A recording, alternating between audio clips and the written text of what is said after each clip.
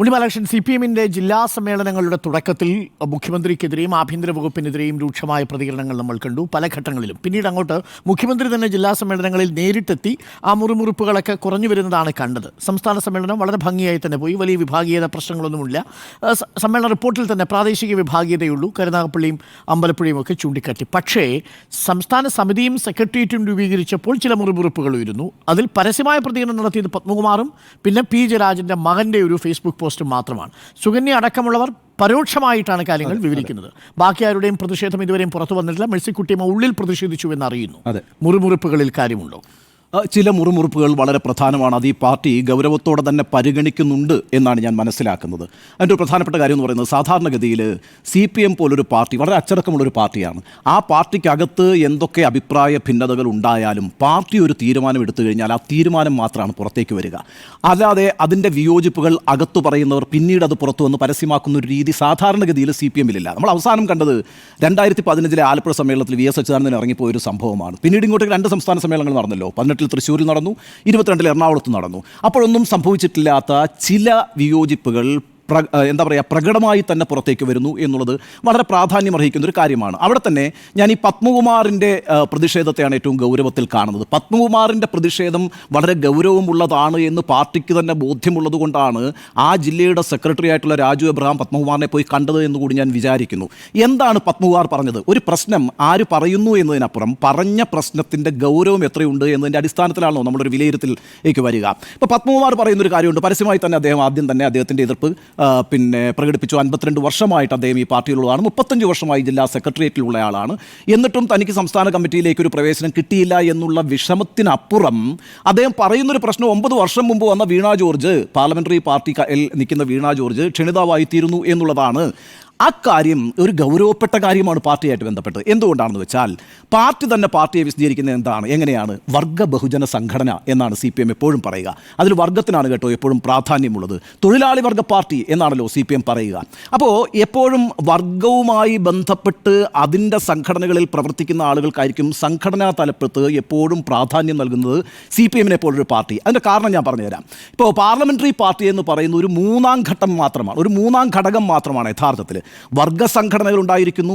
ആ വർഗസംഘടനകൾ നിർമ്മിക്കുന്ന ആശയങ്ങൾ ജനങ്ങളിലേക്ക് എത്തിക്കാനായി ബഹുജന സംഘടനകൾ ഉണ്ടായിരിക്കുന്നു.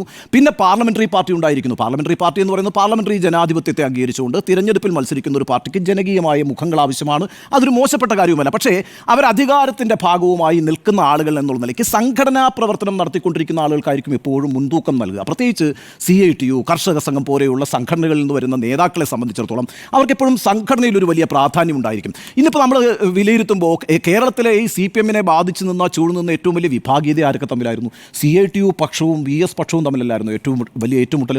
E. ബാലാനന്ദനെ പോലെ, MM ലോറൻസിനെ പോലെ, VB ചെറിയാനെ പോലെ, KN രവീന്ദ്രനാഥിനെ പോലെ ഒക്കെയുള്ള വലിയ തലയെടുപ്പുള്ള നേതാക്കൾ പാർട്ടി നേതൃത്വത്തിലുണ്ടായിരുന്നു. മറ്റൊരു പക്ഷവും ഉണ്ടായിരുന്നു. പരസ്പരം അവരെ ഏറ്റുമുട്ടിയിട്ടുണ്ട്. പക്ഷേ അപ്പോഴും CITU, കർഷക സംഘം തുടങ്ങിയിട്ടുള്ള സംഘടനകളിൽ പ്രവർത്തിക്കുന്ന വർഗ സംഘടനകളിൽ പ്രവർത്തിക്കുന്ന നേതാക്കൾക്ക് CPM എന്ന് പറയുന്ന സംഘടനയിൽ, ബഹുജന സംഘടനയുടെ ഏറ്റവും പ്രധാനപ്പെട്ട നേതൃത്വത്തിൽ വലിയ റോള് കിട്ടും. പാർലമെൻ്ററി പാർട്ടിയിൽ പ്രവർത്തിച്ചുകൊണ്ടിരിക്കുന്നവർക്ക് ഞാൻ നേരത്തെ സൂചിപ്പിച്ചതുപോലെ ഓൾറെഡി അവർ അധികാരവുമായി ബന്ധപ്പെട്ട് നിൽക്കുന്ന ആളുകൾ എന്നുള്ള നിലയ്ക്ക് സംഘടനാ നേതൃത്വത്തിൽ വലിയ പ്രാധാന്യം കിട്ടുന്ന ഒരു രീതി ഇല്ല. പാർട്ടിയുടെ സംഘടന എപ്പോഴും ചലിപ്പിച്ചുകൊണ്ടിരിക്കുന്ന ഇത്തരത്തിലുള്ള വർഗ സംഘടനകളുടെ നേതൃത്വവുമായി ബന്ധപ്പെട്ട് അല്ലെങ്കിൽ ആ സംഘടനയുമായി പ്രവർത്തിച്ചുകൊണ്ടിരിക്കുന്നവരാണ്. അവരാണ് യഥാർത്ഥത്തിൽ ഈ പാർട്ടിയെ ചലിപ്പിച്ചുകൊണ്ടിരിക്കുന്നത്. അവരാരും തന്നെ പോപ്പുലർ ആയിരിക്കണമെന്നില്ല. ഇപ്പോൾ CS കണാറിനെ പോലുള്ള ആൾക്ക് പാർലമെൻ്ററി രാഷ്ട്രീയ അറിയത്തില്ല, പക്ഷേ സംഘടനാ പ്രവർത്തനം ഗംഭീരമായിട്ട് നടത്തും. ചടയം ഗോവിന്ദൻ അതിഗംഭീരമായിട്ടുള്ള പാർട്ടി സെക്രട്ടറി അല്ലേ? അപ്പോൾ ആ രീതിയിലൊക്കെ പാർലമെൻ്ററി രാഷ്ട്രീയമായിട്ട് അവർക്ക് യാതൊരു ബന്ധവും ഉണ്ടാവില്ല. ഇനിയിപ്പോൾ പാർലമെൻ്ററി രാഷ്ട്രീയത്തിലേക്ക് പോകുന്നു എന്ന് വിചാരിക്കുക, അപ്പം വേറെ രീതിയിലുള്ള മാറ്റം വരും. ഇപ്പോൾ EK നായനാർ പാർട്ടിയിലേക്ക് വരുമ്പോൾ VS അച്യുതാനന്ദൻ പാർലമെൻ്ററി രാഷ്ട്രീയത്തിലേക്ക് പോകും. അങ്ങനെയാണ് VS പാർലമെൻ്ററി രാഷ്ട്രീയത്തിലേക്ക് പോകുമ്പോൾ പിണറായി വിജയൻ ഇപ്പുറത്തേക്ക് വരും. ഈ രീതിയിൽ ഒരു കൃത്യമായൊരു വിഭജനം എപ്പോഴും പാർട്ടിയിലുണ്ട്.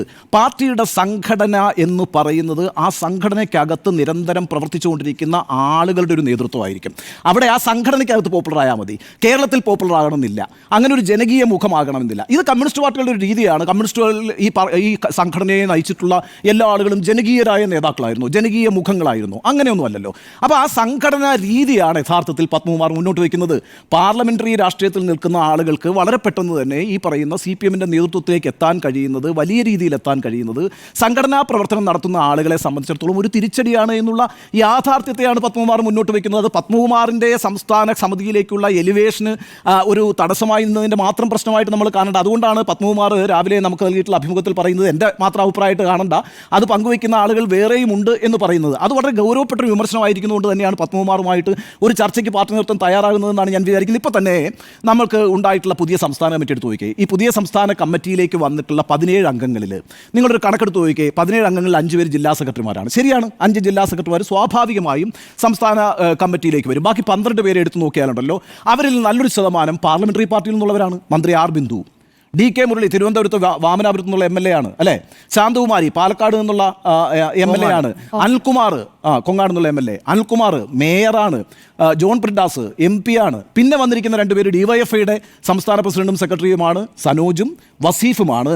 ഈ രീതിയിലാണ്. പിന്നെ കണ്ടക്കായി ആണുള്ളത് ഓഫീസ് സെക്രട്ടറി എന്നുള്ള നിലയ്ക്ക്. ബാക്കി 3 പേരാണെന്നേ പുതുതായിട്ട് ഇൻഡക്ട് ചെയ്യപ്പെട്ടിട്ടുള്ളത്. അപ്പോൾ പാർലമെന്ററി രാഷ്ട്രീയവുമായി ബന്ധപ്പെട്ട് നിൽക്കുന്ന ആളുകൾക്ക് നേതൃത്വത്തിൽ എപ്പോഴും വരാൻ കഴിയുന്ന ഒരു പരിഗണന ലഭിക്കുന്നത് പാർട്ടി പ്രവർത്തകർക്കിടയിൽ ഒരു ആശങ്കയുണ്ടാക്കുന്നു എന്ന പ്രശ്നമാണ് പത്മകുമാർ ഉന്നയിക്കുന്നത്.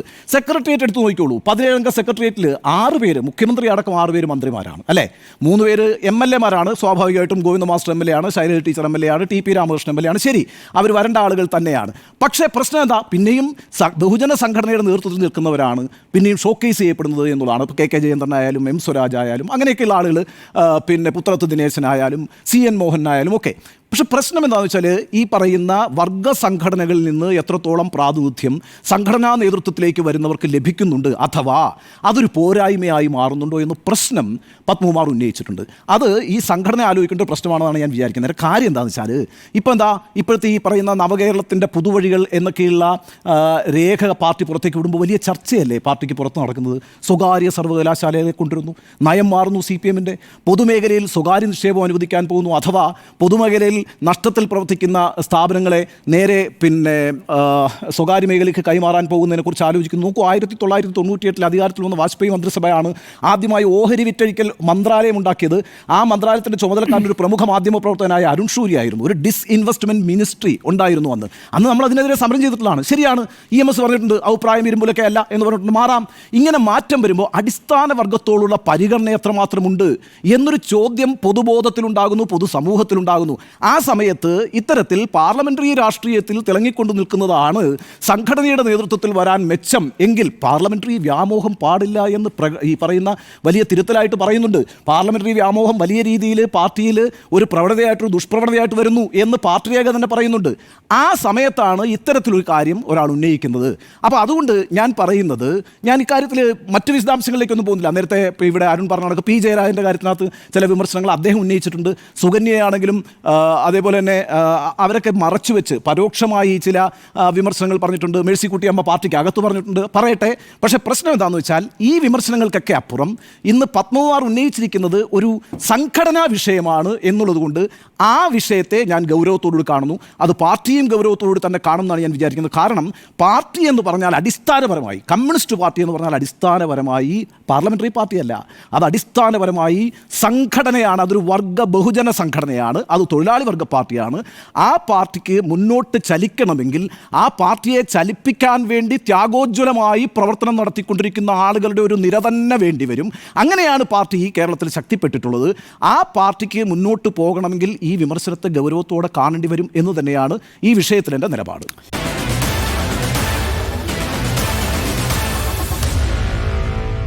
Meet the editors.